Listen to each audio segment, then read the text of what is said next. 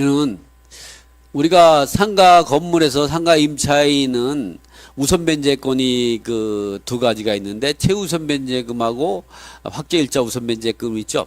그러니까 16번, 16번째 사례에서는 경매 16번째 사례는 우리가 최우선 변제금에 대해서 이야기했고 이번엔 우선 변제권의 두 번째 확정일자 우선 변제권. 이런 확정일자를 우선 변제권을 거치려면 환상보증금 범위 내에 있어야 되죠. 이런 환상보증금을 따질 때에는 현행법상 환상보증금이 지금과 같이 이와 같이 2018년 1월 26일부터는 서울은 6억 1천, 수도권 가민학자권은 5억, 그리고 광역시는 3억 9천, 그리고 그 밖의 지역은 2억 7천만 원이 2018년 1월 26일부터 법이 개정이 돼서 현행법상 그 상가임대차로 보호를 받을 수 있는 환상보증금에 해당이 된다. 이 금액 이하에만이 세무서에서 계약서에 확정일자를 받는 거지 이 금액이 초과되면 확정일자를 받을 수가 없습니다. 당연히 그거로 인해서 배당 요구할 수 있는 우선 변제권도 없습니다.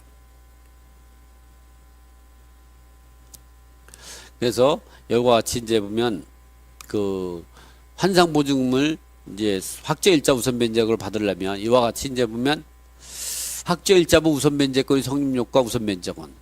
일단은 제일 중요한 게 상가 임대차 보호법의 보호를 받으려면 제 얼굴을 좀 보여드리고 방송이니까 뭐 책 갖고 공부하려고 뭐 어디 방송을 하는 거 아니지 않습니까? 일단 여러분이 중요한 게 이 부분도 한번 제가 설명을 한번 해드리는 게 더 재미있겠네.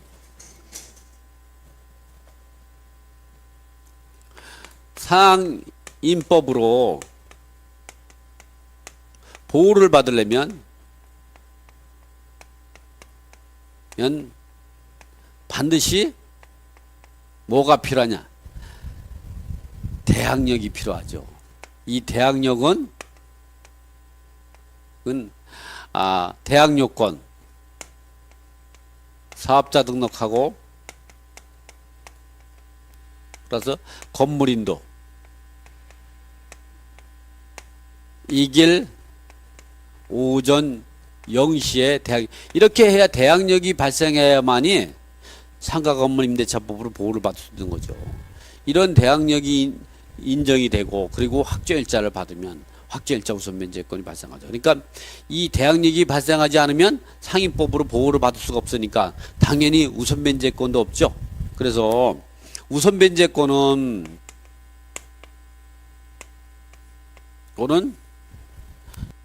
최우선 변제금하고 최우선 변제금은 경매나 공매 절차에서 경매 기입 등기, 공매 공급 등기 이전에 대항 요건을 갖추고 소액 환상보증, 소액 임차 보증이면 최우선 받을 수가 있습니다. 확정일자가 필요 없는 거죠.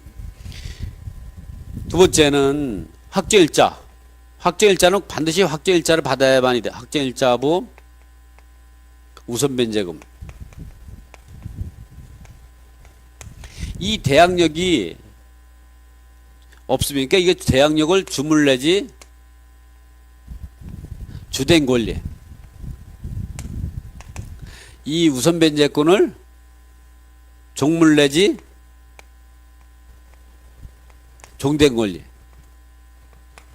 그래서 예를 들어서 대항력이 발생하기 전에 확정일자를 먼저 받았다. 그리고 나서 5월 10일 날 대항 요건을 갖췄어요. 사업자 등록과 건물인도를 갖췄다.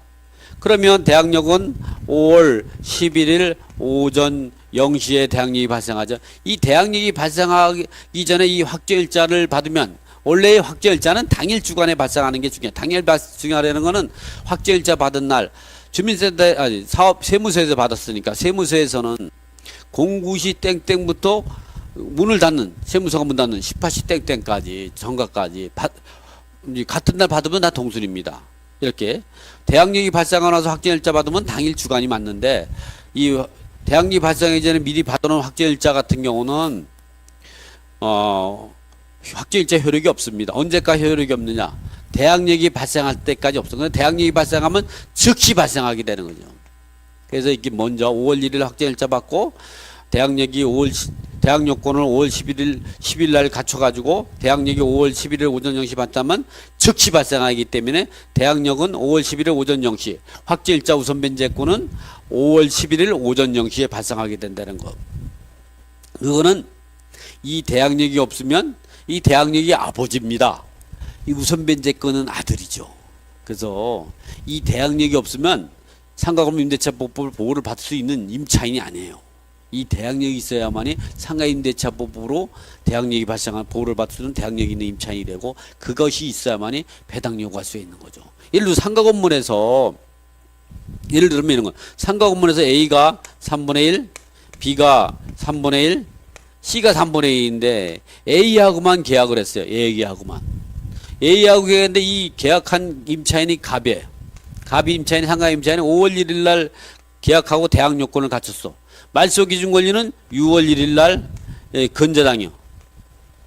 그리고 나서 이것에 의해서 A 지분만 3분의 1 지분만 지분 경매가 됐다. 그럼 말소 기준 권리 이거지만 이 임차인이 대항력이 있냐, 우선 변제권이냐, 대항력 없습니다. 그래서 이 3분의 1 지분권자와 계약하면 배당에 참여할 수도 없는 거죠. 왜 대항력 없냐? 공유물, 이 상가 건물을 세 사람이 소유하고 있다면 공유물의 관리행위는 민법 제265조에 의해서 과반수로 정하도록, 과반수는 사람 숫자가 아니고 지분 비율이 수기 때문에 한 사람이 3분의 2 지분을 가지고 있다. 그러면 과반수입니다.